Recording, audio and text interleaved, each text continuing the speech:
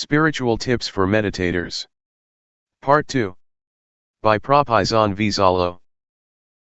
Means and Ends of Meditation. Since I would like you to take this opportunity to listen and learn from Luangpor Teean, I will not take much time. I will just speak a little bit to comply with his request. Later, you can request him to share more or answer your questions. I think what Luangpor Teean said is fundamental to the Buddhist teachings. He stresses mindfulness. It is very important to practice mindfulness, for it is the heart of Buddhist meditation. When speaking about meditation, we have to bear in mind that there are many kinds of meditation, both formal and informal. In fact, meditation is not an exotic method that has to be imported from the East. Meditation is what we have already experienced, what we have already practiced, whether we are aware of it or not.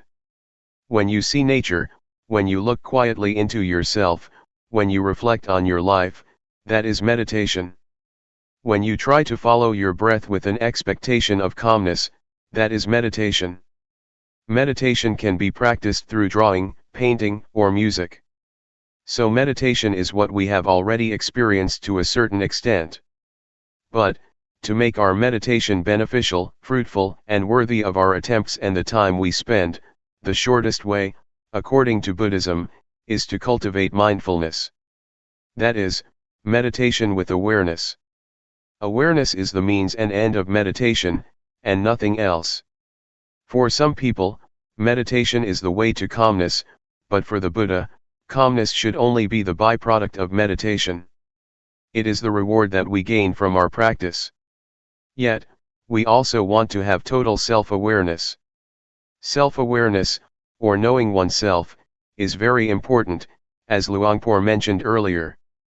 According to the Buddha, to know oneself is to liberate our minds from suffering. We are overcome by grief or sorrow and suffer because we are not aware of ourselves.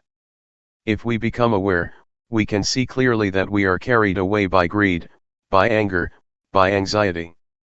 Once we become aware of ourselves, mindfulness is established.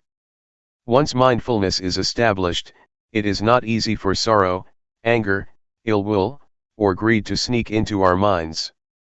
Guarding our minds with mindfulness is the secret of removing suffering.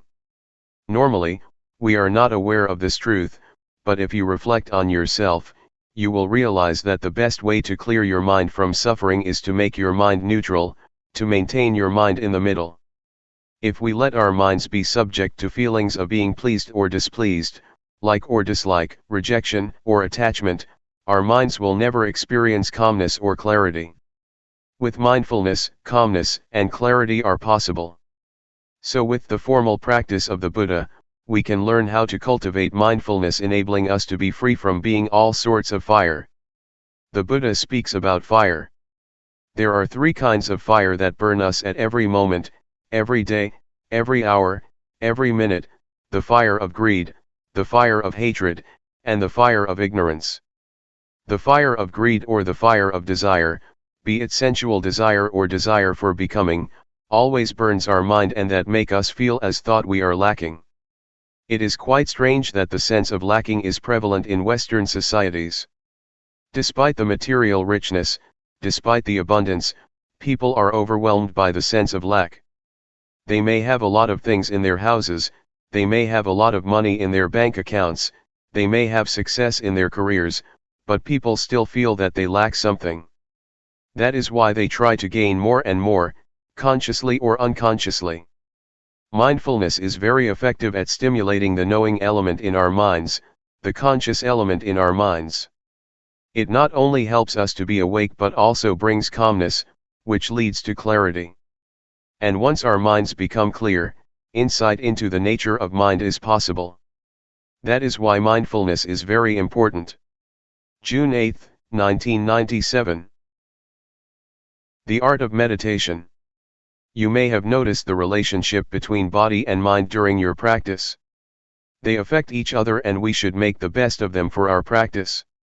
You may have observed that when you are upset or mentally tense, your breath may become shallow or you may have chest or leg pain. If you understand this relationship, you can learn how to relax your mind by controlling certain parts of your body. For example, breathing deeply can help you relax. If you want to gain or to attain a desirable of mind, you cannot force the mind directly, but you can condition it by making your body more conducive to the state of mind. The mind is uncontrollable, but it can be conditioned indirectly, by either the body or external surroundings. For example, if you are in this room, you may feel drowsy, but if you go outside, you are refreshed because of the open air, the open space. The drowsiness disappears. That is the relationship between external surroundings and the mind. Use this knowledge of the relationship to the benefit of your mind. If you sit upright during sitting meditation, for example, it is easier for the mind to collect, to concentrate, and to be calm, but if you lean against a wall, you may be sleepy. If you feel very tense, lying down will be helpful, but if you feel normal, lying down will make you sleepy. This is the relationship between body and mind.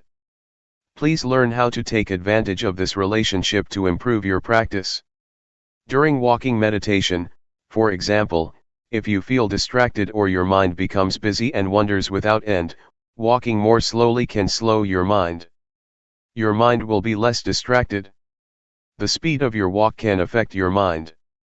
If you feel tense because of your inward attitude, your mind turns to look inward, stopping the thinking process. In this case, walking faster can help to release the tension. The position of your head also affects your mind. As I told you a few days ago, if you lower your head too much, tension tends to arise because your mind is turning inward. But, if you walk and have an indefinite gaze outward, your mind wanders easily and can be easily distracted. So, positioning your head appropriately will moderate your mind. You have to find the speed that is appropriate for you, not too fast, not too slow. This is an art. Meditation becomes an art because you have to find the balance on your own. If you walk too slowly, your mind becomes tense because it looks inward and concentrate too much on the body and on the thinking process, so you have to speed up. There are two extremes. One is to wander a lot distractedly, and the other extreme is to take it very seriously, to push oneself very hard, trying to stop or to suppress the thought. The one just follows the thoughts, the other wants to stop the thoughts. These are the two extremes. In this practice, we neither stop nor follow the thoughts. But how? This is the point of balance. I myself have to adapt. When I feel tense in my legs, I walk slowly. If I walk any faster, I cannot get through the 7 days retreat. Normally, I do not practice the intensive retreat for the whole week, just for a whole day. The rest of the week I do it indirectly and then I may do something else. But to practice 7 days, we have to learn how to do it without being exhausted. It is like marathon walking. If you push yourself very hard at the first kilometer or on the first day, the rest of the days will be disastrous. You have to know how to save your energy so you can go through the whole retreat or marathon. There is no one standard or formula for everybody. You have to find your own way. If you feel tense, it is better for you to look far to relax. When I first practiced, I look inward so much during the first 3 weeks that I developed a lot of problems. I could not raise my hands or sleep because I tried to suppress my thoughts. I had to cure myself. To turn my mind outward, I had to look at a specific point, during my walking meditation for almost 3 weeks before I felt better. I think for me to look forward, to look far, is good in that situation, but after that I have never used the method again. Now I just look down on the floor but not too much. Luangpor just said, feel relaxed, and just be aware, but I did not know how to apply his teaching to my situation. I think what Luangpor said about the balance is very important. To be aware is to be on the middle ground between following your thoughts and suppressing them. I like to compare awareness to an egg. If you hold an egg tightly, it will break, but if you do not hold it, it will fall. So, you need to hold the egg firmly but not too tightly. For awareness to be possible, you have to handle gently, as if you are holding an egg. If you force your mind to concentrate, to stop thinking, to achieve something better, or whatever, you are going to crush the egg. But if you feel completely relaxed and do not take it seriously, it is like dropping the egg. So, in this method of practice, just hold your mind gently. It is how to do this that is the problem. Nobody can tell you. You have to know how to gauge and how to adapt your mind. It is like riding a bicycle, you have to hold your body in balance. If you are stiff, holding the handles of the bicycle very tightly, your whole body becomes tense and you will fall. So, bicycle riding is the art of keeping your body as well as your mind in balance. The same goes for meditating. You have to hold your mind in balance, neither too relaxed nor too tense. How to reach this point is the art of the meditator, and this is the problem. When I first practiced, I found it difficult to reach this point because normally we tend to be at one of the extremes, either forcing ourselves or just letting things loose. For the practitioner to arrive this point, one needs to have experience with oneself and learn by oneself. If you arrive this way and know what the middle ground is between the two extremes, you will find it easy to practice without tension. You will be able to work the whole day without a problem. At the same time, you will be able to effectively handle undesirable thoughts. Previously, when we had distracted thoughts or a scattered mind, we responded to in one of two ways, either following it or suppressing it. But if we know the middle way, we will find that just acknowledging our mental condition, just noticing the thought that arises, it will disappear or fade away, without our having to make an attempt to suppress it. In order to reach this point, our attitude is very important. If we want to achieve calmness, to develop mindfulness, or to gain something, we tend to suppress our thoughts. We do not want to be distracted, so we try by all means to stop distractions, thus bringing ourselves lots of problems, mentally and physically. So, just take it easy. Attitude is very important. To take it easy does not mean that you do not make any effort, but rather, practicing the whole day and making lots of attempts. The point is how to make such attempts without having anything to gain. You came here and you must have been motivated by some expectations. But once you start working, once you start raising your hands, you have to ignore whatever brings you here. If you want something during your practice, that means your mind is in the future, not in the present. To practice here is to make our minds present here and now. Mindfulness is the presence of mind. To live your life mindfully means you have to make your mind present in everything you do. When you are watching, your mind is there. When you are walking, your mind is there.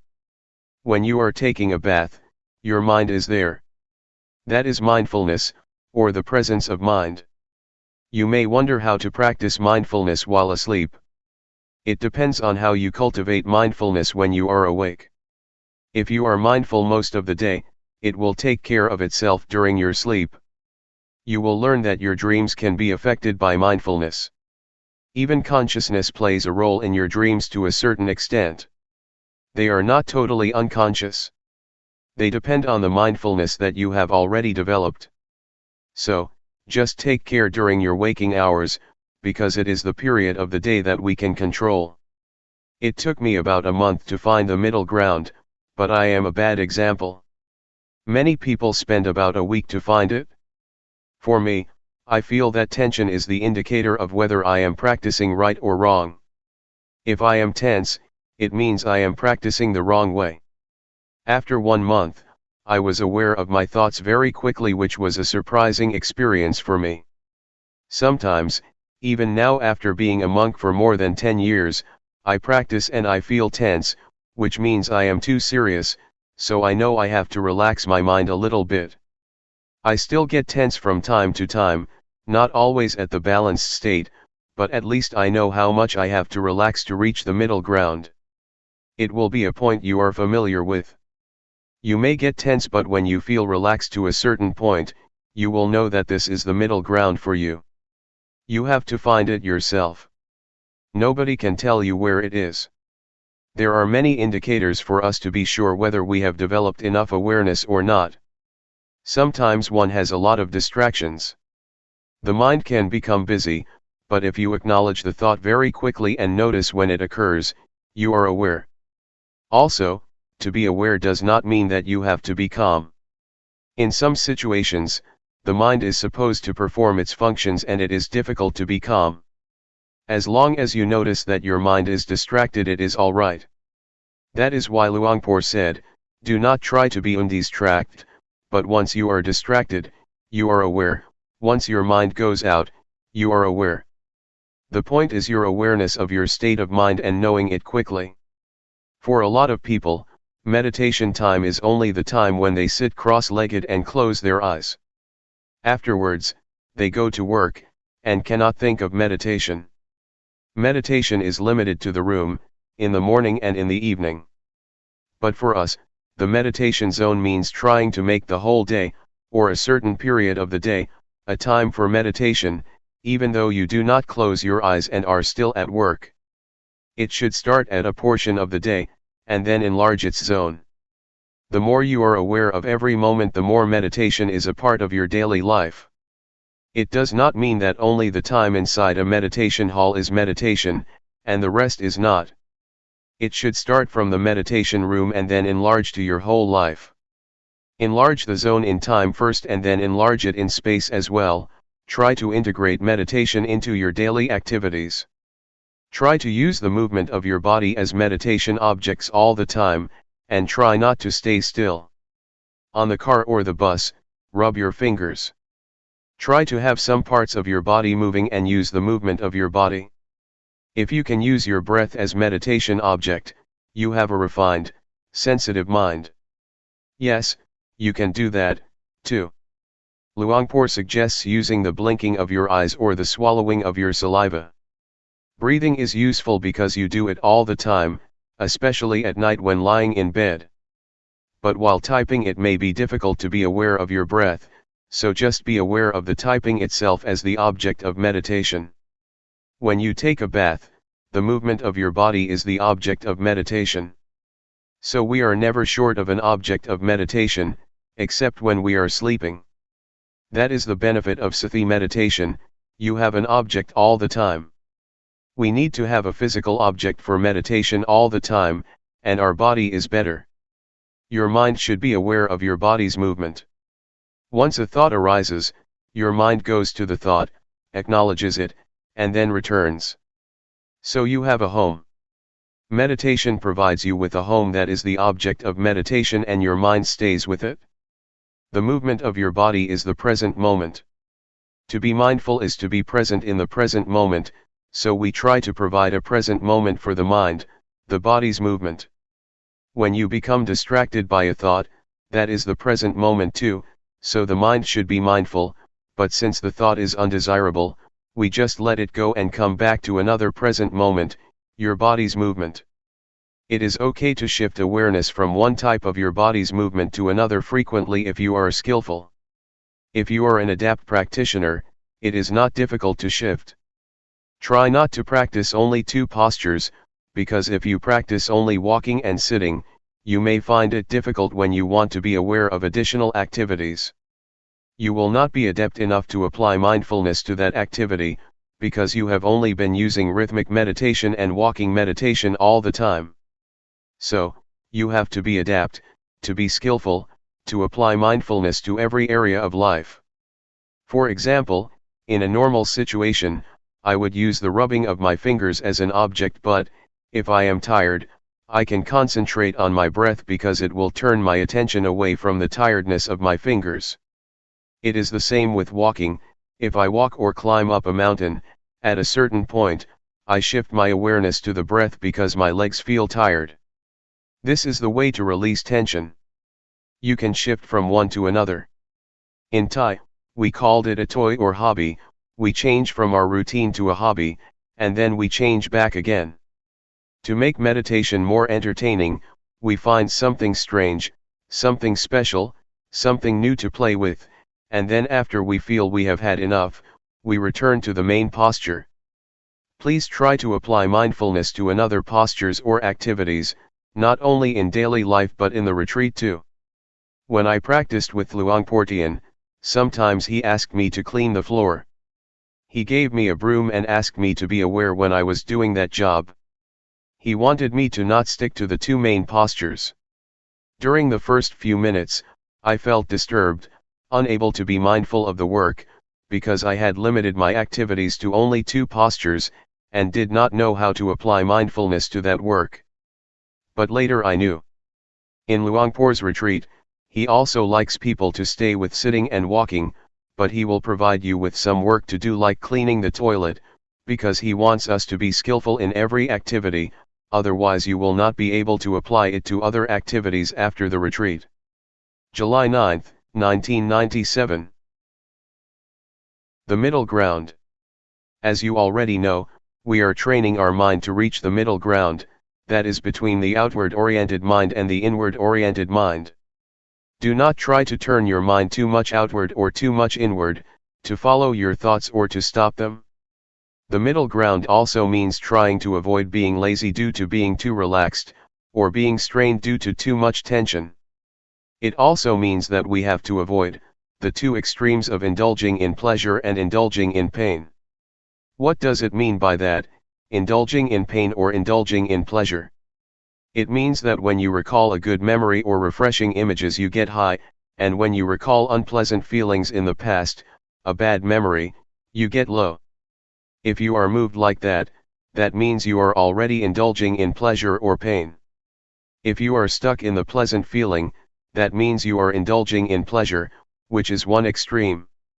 If you get low or become angry, because of your thoughts about somebody that you have bad experiences with, you become dragged down by such thoughts or memories, or if you feel upset because of dissatisfaction with your practice, means that you are indulging in pain.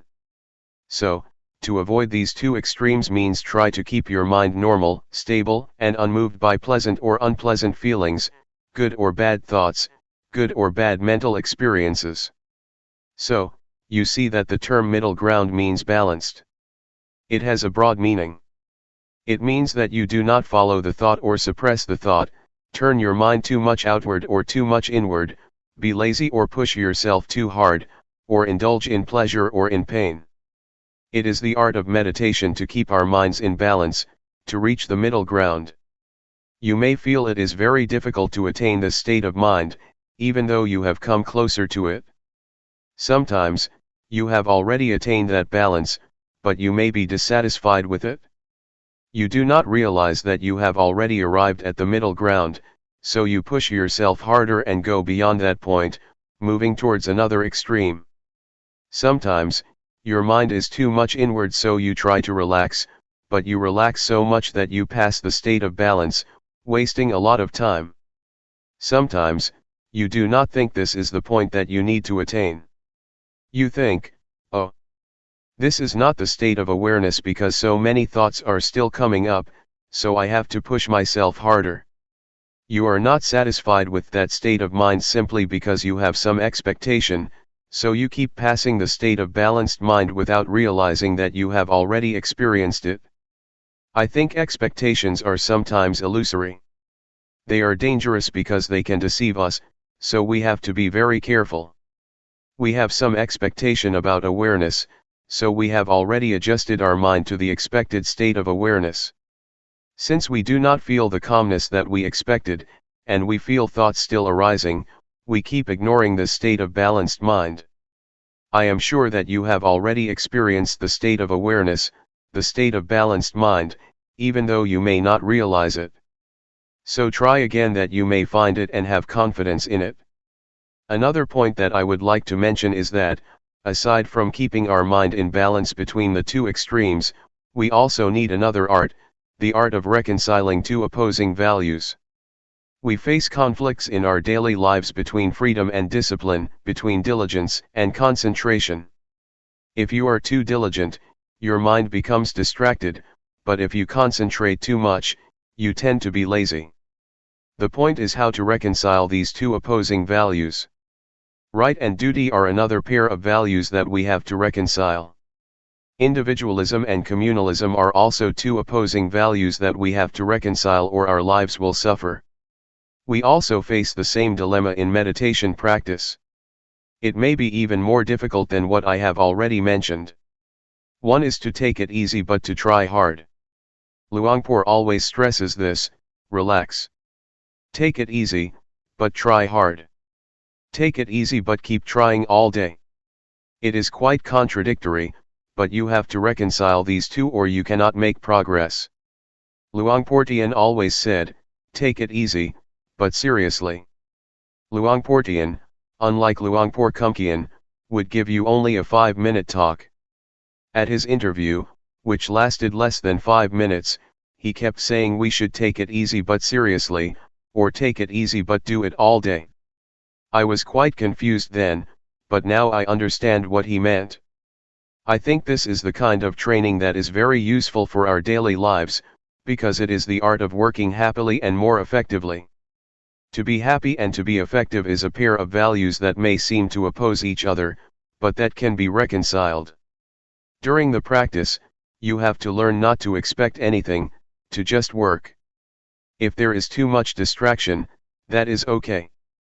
If you suffer, that is okay. If you are frustrated, that is okay. You have to learn this attitude, because if you want to gain something, to attain calmness, to be aware of your thoughts as quickly as possible, you will be inclined to keep turning your mind inward, trying to suppress your thoughts. You will keep watching your thoughts all the time and end up ignoring the awareness of your body. Luangpor always emphasizes that we should grasp our awareness of the body, and ignore our thoughts first. But normally, in my experience, I seldom remembered this instruction. I tried to stop my thoughts, to suppress them, because I wanted to win. I did not have much time, so I wanted to attain the result as soon as possible, and I got stuck. After 3 weeks, I could not practice anymore. I could not do the hand postures because once I moved my hands, after only a few minutes, I got a headache and I suffered. With a headache and a lot of pain, I could not sleep. I made a vow to practice with Luangpor Teean for 1 month, and 3 weeks had already passed with only 1 week left. Feeling hopeless, I decided that I would leave the temple after I finished that week. So I just walked without any expectations, just waiting for my time to finish. I just kept walking because I could not do anything else. That week was very good for me because once I did not have any expectations, did not have any hopes, and just walked to waste the time, just trying to ease my tension, to turn my mind from inward to outward, I felt that mindfulness suddenly developed a lot, because I did not mind anymore. June 11, 1997. Practice independently. The truth, I think, you have to see it. You have to see the truth for yourself. If I tell you, it will not be your truth, but an academic or indirect experience. I suggest you not use your intellect to find the truth but direct experience, you must realize it by yourself. Sati, or mindfulness, is a capacity of mind to recall. When you walk in meditation, you think about your work next month, the body walks but the mind goes somewhere else. Then, you recall that you are supposed to be mindful while walking. That is mindfulness. When your mind comes back to walk, you feel the sensation of walking and have clear comprehension. That is awareness. It is very important for us to try to experience awareness directly. It is also a capacity of the mind. One cannot experience awareness through thought or the intellect, for it is beyond the realm of intellect. You have to experience it directly with your feelings. We use a lot of thought, a lot of intellect, but rarely the faculty of feelings or awareness. When you want to touch something, you have to touch it with the hand, not the glove. Intellectualizing awareness is like touching something through gloves. It is not awareness, not a direct touching with your mind. I would like to recommend you to practice independently. Independent of what? First, be independent of time. When you walk or practice, do not worry about the time. Some practitioners set the time, saying they will walk or sit for 1 hour. Then they set the clock in front of them. This will make hell out of their practice because they are concerned about the time, whether they have completed the hour or not. Even with 30 minutes left, they still worry. They are anxious about when they will reach the hour. Do not worry about the time or the clock, practice without any references, allowing your mind to get in touch with mindfulness or awareness. Sometimes you are also concerned about other people. Why does this person walk so quickly? Why does she walk so slowly? If you keep asking and comparing yourself with other people, you will not be sure whether it is good for you to walk slowly or quickly. That is why you should practice independently, unconcerned with other people. You have to find your own way, the suitable speed or suitable pace for yourself.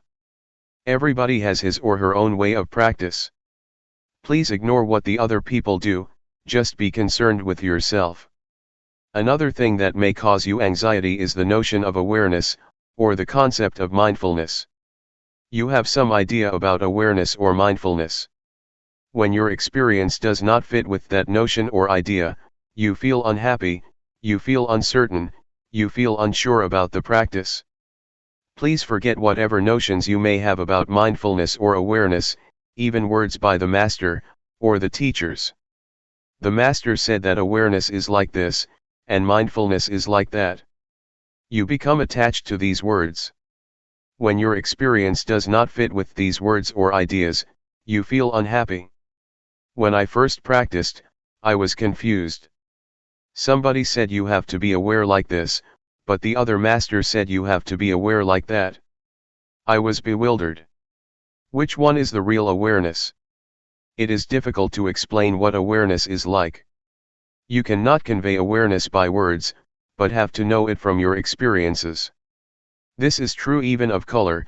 When you see this robe, you know exactly what color it is, but to express it out loud people use different words. Somebody says this is yellow, but others claim it is orange. Different people use different expressions even for the same thing. Please ignore these references. The fourth thing to be independent of is the previous results that you may have obtained. Yesterday, you experienced calmness, you achieved wonderful practice, and then you want your practice right now to be the same. That is another kind of reference that you should avoid. If you have such references or if you are concerned with past results, you may be unhappy. They will never fit with one another. Ignore the results of the past and start again at the present moment. Practice independently, independent of previous results. It is already the past, let us ignore it. However good your experience was, be it calmness or tranquility, do not try to repeat it again or you will be disappointed. Why? Because you have some expectation, and expectation makes your mind out of balance. To practice like this, balance is crucial. You have to keep your mind in balance. Desire or expectation tends to push your mind out of balance. Therefore, forget whatever happened to you, even your expectations. Be careful with expectation. When you expect something, you have preconceived notions about it. If experience does not conform with that idea, you reject the experience. There is a story that is very instructive. An individual on a sinking boat prayed to God for help. Being very devout and sincere, he sincerely believed that God would help those who have faith in him. During his prayer, a lifeboat came by and asked him to join. He said, "No, I believe God will help me, because he never ignores those who have faith in him." So, the lifeboat left him behind. 1 hour later, the sea level was already at his chest. A fisher's boat came. He said, "No. God will help me." Another hour later, the sea level was already up to his neck. A patrol boat came. He replied again, no. So, he drowned and went to heaven because he was a good person. When he met God, he asked, God, why did you forsake me?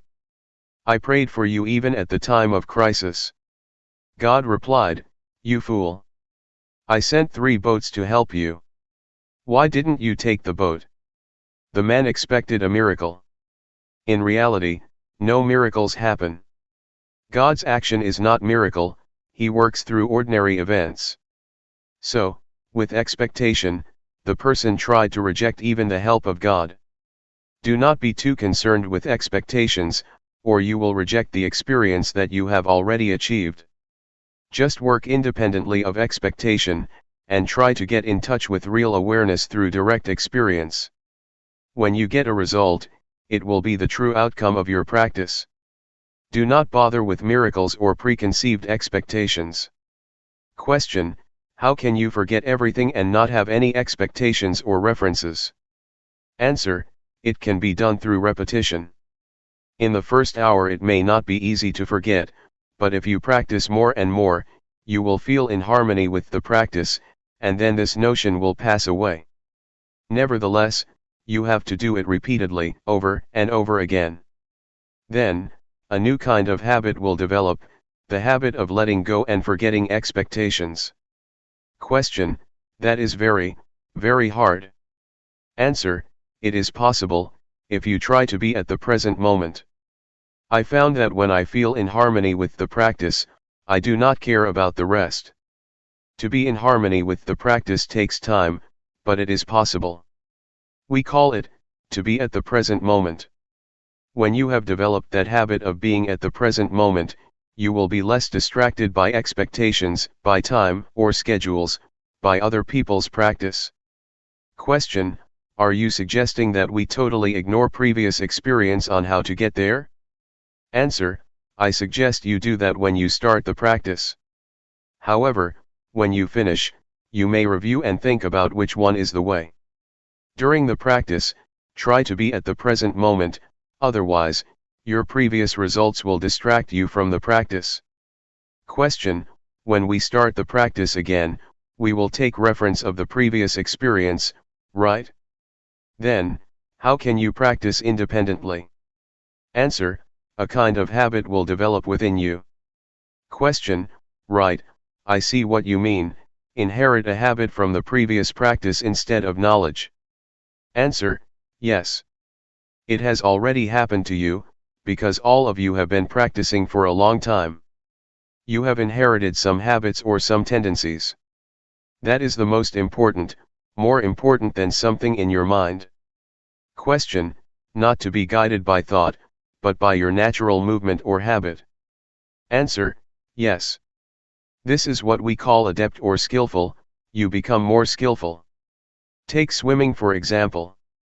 Thinking, or recalling the instructions, does not help you much when you are swimming. You have to be at the very present moment. Whatever you do will become a tendency or habit in you. Once you know how to swim, it becomes your second nature. It becomes a part of you. No matter how much time has passed, maybe 10 years, you still know how to swim because it has become your nature. I think mindfulness or practice is like that. Once you know how to adapt your mind to be aware of the present moment, it becomes your nature.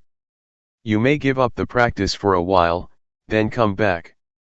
In the beginning it is difficult, but after you practice for a few minutes, it will come back. Which I call habit. I myself, when I practice, never think much of the results. I think only that this will form a new habit. Once the habit has developed, it is easier to practice. This is how you train children to take a bath or to brush their teeth. At first, they refuse, but you just push them to brush their teeth. It becomes their nature and they will go to the bathroom to brush their teeth on their own. Mindfulness is like that. In the beginning, your mind follows the thoughts and never comes back. Then, you call it back. Second time, it goes again, following the thoughts and comes back. The third time, it comes back quickly, faster, but still takes a long time. Then, You call it back all the time, many times, it returns faster and faster. The unintentional thought will become shorter and shorter. In the beginning, it is like a train of thoughts with 12 cars of thoughts. After practicing for a few days, it becomes 10 cars. The train of thoughts becomes shorter, shorter, and shorter. Then, only one car of thoughts, because your mind becomes faster. It is the habit of the mind to come back faster.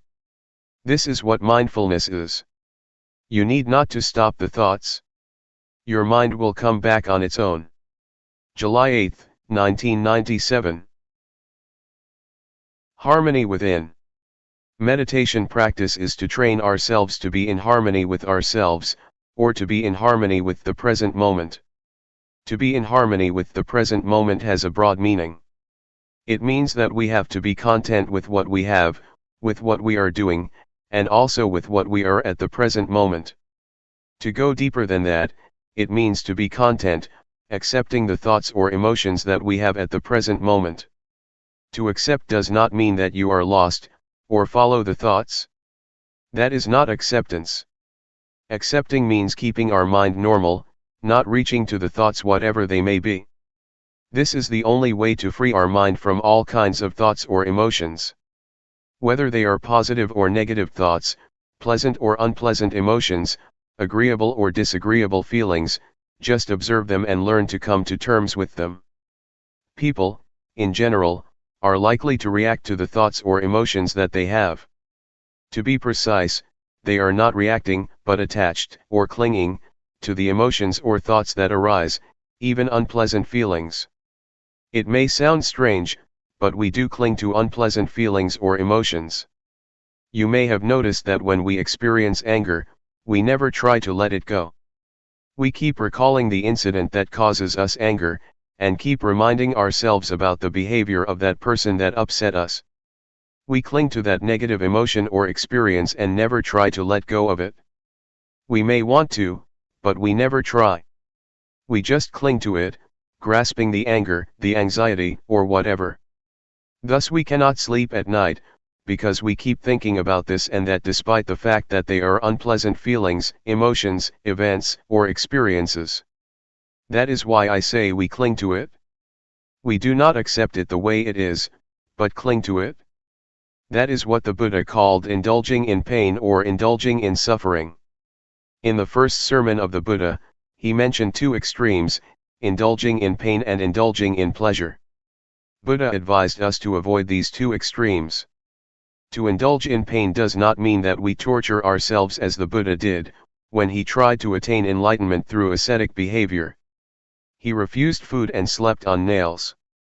That is indulging in pain, but all of us never do that. Still, we indulge in another kind of pain, mental pain. When anger arises, we are lost in anger. When anxiety arises, we are caught up in anxiety. We grasp it, grasping anger, clinging to anxiety. This is indulging in pain. We have already fallen into the extremes that the Buddha suggests we avoid. The same applies to indulging in pleasure. Normally, people think that to indulge in pleasure means indulging in sensual pleasure, like a playboy, to have new spouses, to enjoy themselves in the casinos, theaters, nightclubs, etc. Yet, you have already experienced indulging in pleasure mentally. When pleasant feelings arise in your mind, you cling to them and enjoy them, do you not? We are always caught up in the agreeable emotions and feel content with them. This is indulging in pleasure, another extreme that the Buddha instructed us to avoid. You may have realized that you have already indulged in those extremes during your practice. That is not the middle way that the Buddha suggests we traverse. The middle way, in this sense, means not losing yourself in either painful or pleasant experience, be it calmness, happiness, suffering, anger, or anxiety. Do not become lost in those feelings or emotions. Just accept them as they are. When pleasant feelings or good thoughts arise in your mind, you tend to follow it, do you not? When you encounter unpleasant feelings, you want to suppress them, do you not? But that is not an act of acceptance. To accept means to observe, to see, to recognize, and to let go of it. This is the only way to be free from all kinds of feelings or thoughts. I would like to urge you to learn how to come to terms with all kinds of thoughts and emotions that arise. You will find that once you accept them, once you observe them, they will gradually pass away. This is the best way to let go of them, the best way to liberate ourselves from them, the best way to get rid of them. Not to stop them, but to observe them, and they will gradually be dissolved. This is the middle way that the Buddha suggests, to indulge neither in pain nor in pleasure. Not only in the physical or sensual aspects, but also in the more delicate mental aspect. This is the aspect or level that people always fall into, without realizing that it is not the middle way the Buddha suggests. Is it clear to you? Just to elaborate what Luangpor said, to see, but not to identify with it. If you identify with it, you have already indulged in both pleasure and pain. Just see it as it really is, do not be overjoyed or upset by pleasant or unpleasant feelings. This will keep our minds stable. That is what we call accepting the way we are in the present moment, and being in harmony with the present moment. That's all for this morning. Thoughts always trick you or make a fool of you. They need your attention, as a child always asks for his mother's attention. They are very clever and have many tricks to fool you, to draw your attention. Persuading you, the thought says, come. Come talk with me. Come join me. Come interact with me. In the beginning, you may think that you know their tricks, but their tricks are endless. When I practice, I say to the thoughts, no, I will not interact with you. Whatever thoughts arise, I will turn my back on you. Yet, they have many new tricks to make a fool of me. Sometimes they ask, hey, why don't we think about the Dhamma? Investigating Dhamma is good, isn't it? So I jump into the thoughts, and later realize, oh, I fell into your trap again. That's all right. You should try to have strong will. Sometimes you have very beautiful and excellent ideas. You may think about the glorious past, a beautiful moment in the past, or somebody whom you would like to talk with. The thoughts will try to persuade you to interact with them, but you should have strong determination to resist their temptation. In the beginning, it may be difficult. With the support from mindfulness, with the strength of mindfulness, you will feel it increasingly easier to ignore the call or temptation of the thoughts. Later, you will find that it becomes your natural response because, after a period of practice, the temptations of the thoughts become less enticing and less powerful. Why do they become less powerful? Because the thoughts become shorter and shorter. In the beginning the thoughts are long, like a train of thoughts. Gradually, the thoughts become shorter, shorter and shorter. The shorter a thought is, the less powerful it is. That is why you will find it increasingly easier to turn your back on them, and accept them the way they are. Once a thought arises, do not bother with it. Just see it and say to yourself, that's the way it is. Whatever the thoughts or feelings arise, be they good or bad, wholesome or unwholesome, just see them without being disturbed or annoyed by them. Yet, in the beginning, you may feel upset with yourself, because you never realized that bad thoughts or evil ideas could arise in you. Some desire will come up, and you will have never realized that you could have such bad ideas, such evil thoughts. But, it will arise. If you are mindful enough, you will accept it. That's the way it is. Gradually the equanimity arises. So I suggest you maintain the attitude of acceptance. Whatever ideas, whatever thoughts, whatever emotions occur in your mind, just try to keep them normal and have no preferences, like or dislike, appreciation or aversion. Try to avoid these two extremes, and just accept them the way they are. This is the second mantra I would like to present to you, that's the way it is. The bad thoughts that arise, the evil ideas that arise, are beyond your control. So, just accept them as natural, as normal. That's the way it is. Thus develop the indiscriminative mind. The ordinary mind tends to be judgmental. It always judges, this is good, that is bad, this idea is good, that idea is bad, I like this idea, I do not like that idea, I am content with these emotions, I am not content with those emotions. With a discriminating mind you will never experience peacefulness. Your mind will go up and down, because of such preferences or such judgmental mind. The way to attain peace is to develop the indiscriminative mind. Have no preferences or judgment, and see everything as it really is. Accept it as the natural process that occurs to your mind. They are just visitors, coming and going. No matter how good or bad the idea is, any kind of idea, just let it come and go, appear and disappear. Do not be bothered with it. Just see it, take note of it, and then come back, returning your attention to the body's movement. In brief, try to resist the temptations of the thoughts. They need your attention because that's the only way they can sustain themselves. Unless you give them your attention, they cannot survive.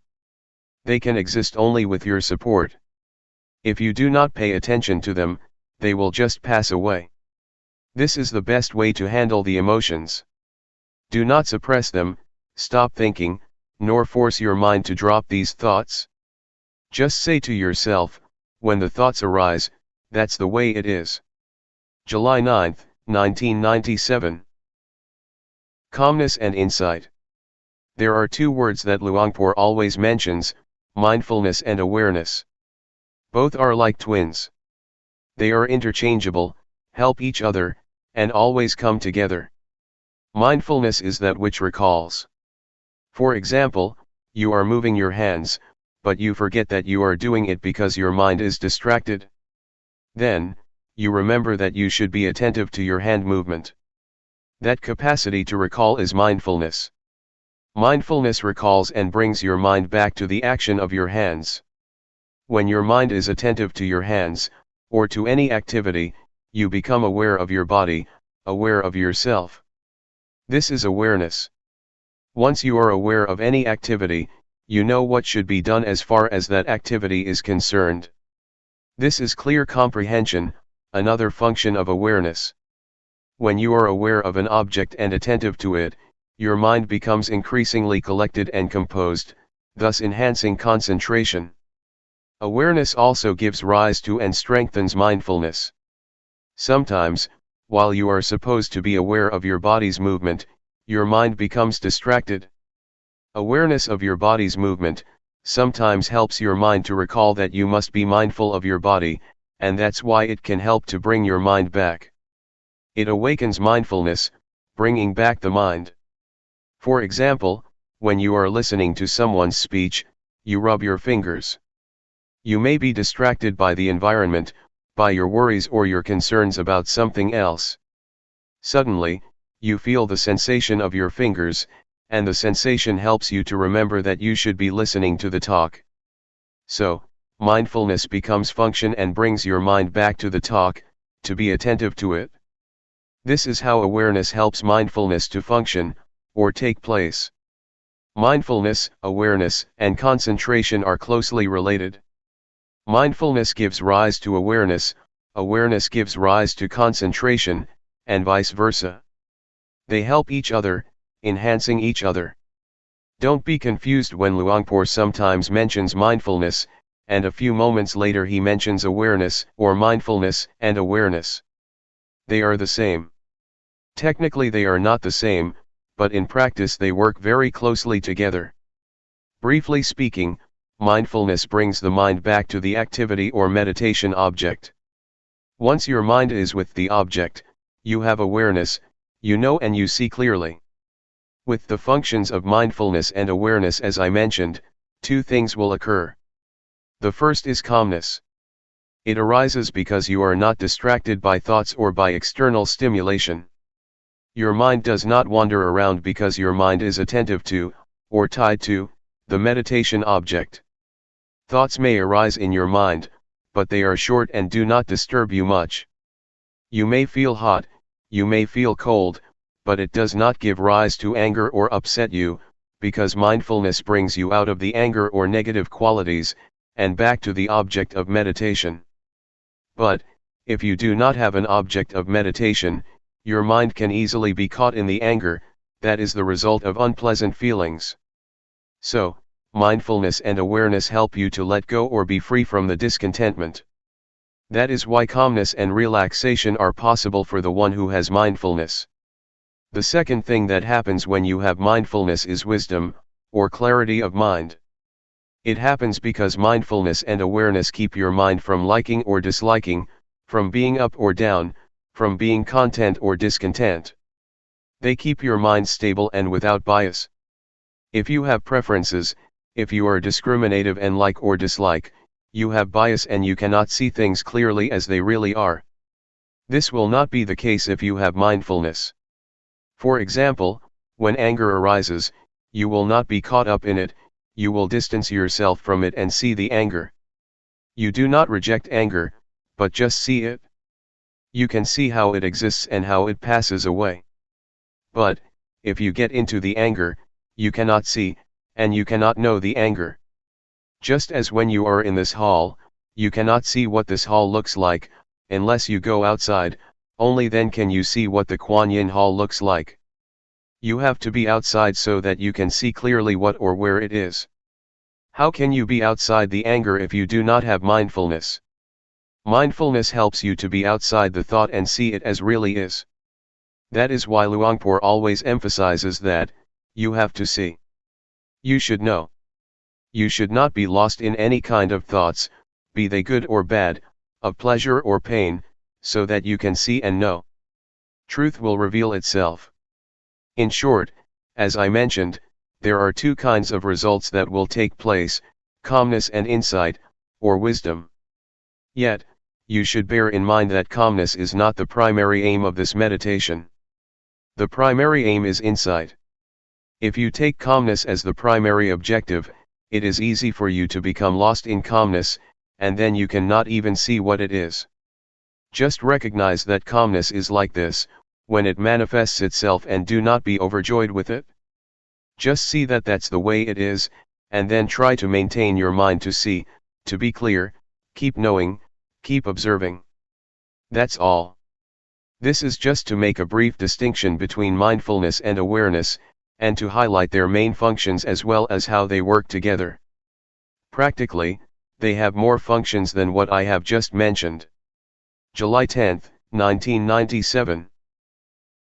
The point of balance.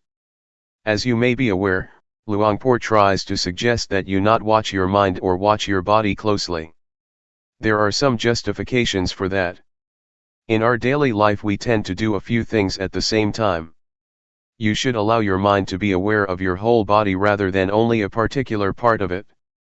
Otherwise, you may make mistakes in your activities. For example, when I began my practice, one day, I finished my lunch and had to throw the leftovers into the waste basket.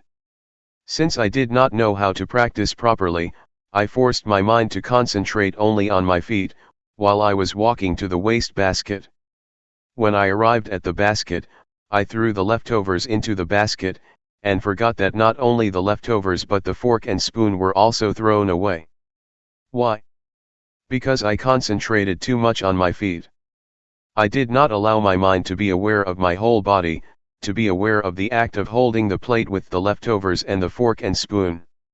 If you force your mind to concentrate only on one part of your body, you limit your awareness to that part and forget the rest.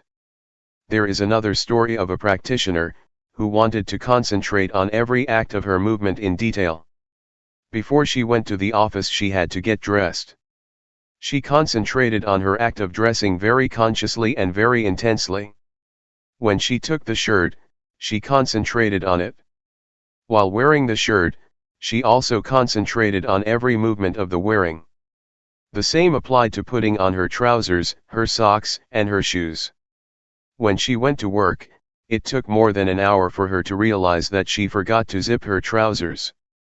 It's okay if you walk with too much concentration in a walking meditation, it's not much of a problem because you only have one act. Yet in reality, You have many acts at the same time. You walk and you hold something in your hands. When you drive a car, you have to look at the road, and control the steering and the speed with your hands and legs. These require your total awareness. Focusing your mind on only one particular part of your body will cause problems. I have spoken only of the physical aspect or the aspect of the body activities so far. This principle also applies to the mental aspect.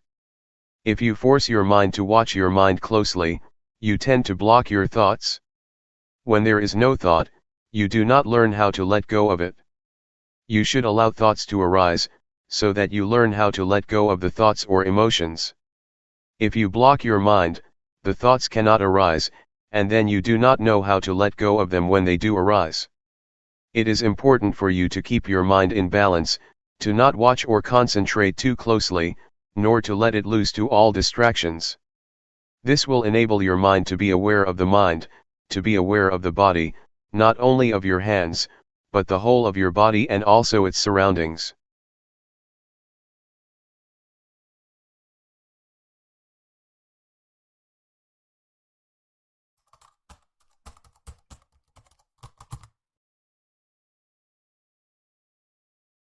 May all beings be at ease. Whatever living beings there may be, whether they are weak or strong, omitting none, the great or the mighty, medium, short or small, the seen and the unseen, those living near and far away, those born and to be born. May all beings be at ease.